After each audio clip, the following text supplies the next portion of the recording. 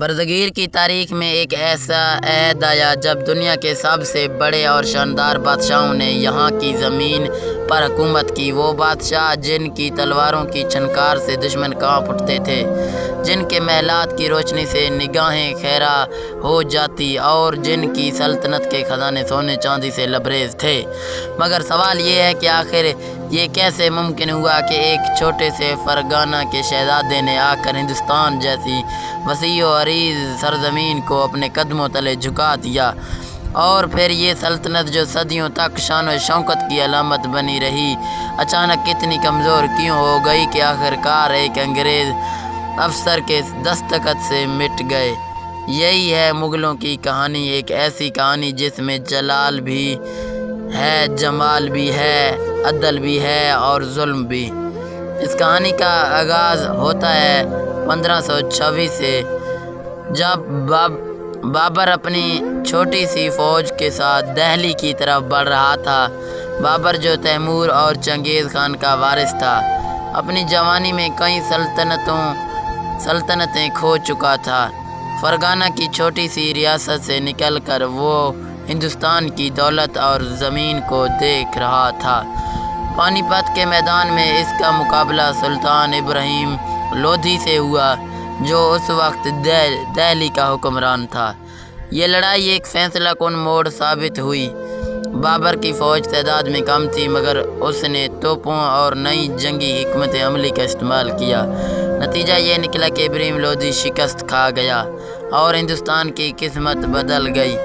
بابر دہلی کے تخت پر بیٹھ گیا اور یوں مغل سلطنت کا آغاز ہوا۔ بابر زیادہ عرصہ زندہ نہ رہ سکا، صرف 4 سال بعد وہ دنیا سے رخصت ہو گیا اور اس کا بیٹا ہمایوں تخت نشین ہوا۔ ہمایوں ایک نیک دل مگر کمزور حکمران تھا۔ اسے شیر شاہ سوری کے ہاتھوں شکست ہوئی اور اسے کچھ سالوں کے لیے ایران میں جلا وطنی گزارنی پڑی۔ شیر شاہ سوری نے اپنے مختصر دور میں شاندار اصلاحات کی، جن میں جی ٹی روڈ اور منظم ٹیکس کا نظام شامل تھا۔ ہمایوں بعد میں دوبارہ دہلی آیا اور تخت حاصل کیا، لیکن جلد ہی ایک حادثے میں سیڑھیوں سے گر کر وفات پا گیا۔ اب تاریخ کا دھارا ایک نئی سمت پڑتا ہے۔ ہمایوں کا بیٹا جلال الدین محمد اکبر تخت نشین ہوا۔ اب سے زیادہ یاد کیا جاتا ہے۔ صرف 13 برس کی عمر میں تخت پر بیٹھنے والے اکبر نے سلطنت کو وسیع دینے میں اپنی ساری زندگی صرف کر دی۔ اس کی فوجی فتوحات نے مغل سلطنتوں کو کابل سے لے کر بنگال اور دکن تک پھیلا دیا، مگر اکبر کی اصل پہچان اس کی حکمرانی اور پالیسیوں میں نظر آتی ہے۔ اس نے راجیتوں کے ساتھ تعلقات بہتر کیے، صلح کل کی پالیسی اختیار کی اور ایک نیا مذہب دین الہی ایجاد کیا جو بعد میں متنازع ثابت ہوا، لیکن اس کے باوجود اکبر کے عہد کو ایک مضبوط اور خوشحال دور کہا جاتا ہے۔ اور دیکھو، اکبر کے بعد اس کا بیٹا چنگیز تخت پر بیٹھا۔ چنگیز انصاف پسندی میں مشہور ہوا۔ کہا جاتا ہے کہ اس نے ایک زنجیر عدل لگائی تھی تاکہ کوئی بھی مظلوم آ کر انصاف کے لیے فریاد کر سکے۔ چنگیز کے دور میں مغل فنون لطیفہ، مصوری اور باغبانی میں عروج پر تھے۔ اسی دور میں مشہور ابو الحسن اور دیگر فنکار سامنے آئے۔ جہانگیر کے بعد تخت سنبھالا شاہ جہان نے۔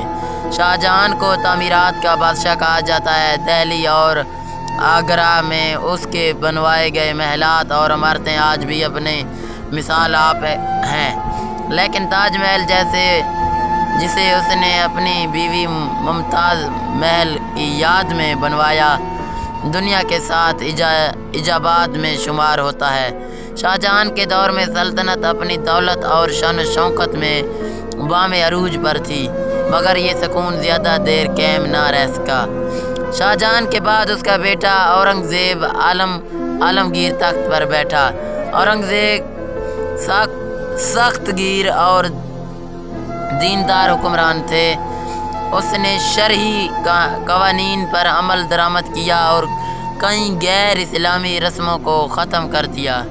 اس کی فتوحات نے سلطنت کو سب سے زیادہ وسیع کر دیا، لیکن اس کی پالیسیوں کی سختی، مسلسل جنگیں اور دکن میں لمبی مہمات نے سلطنت کو اندر سے کمزور کر دیا۔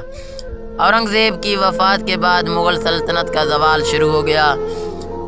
بعد کے بادشاہ عیش و عشرت میں ڈوبے رہے۔ نادر شاہ نے دہلی پر حملہ کر کے مغل خزانے کو لوٹ لیا اور کوہ نور، ہیرے سمیت بے شمار دولتیں ایران لے گیا۔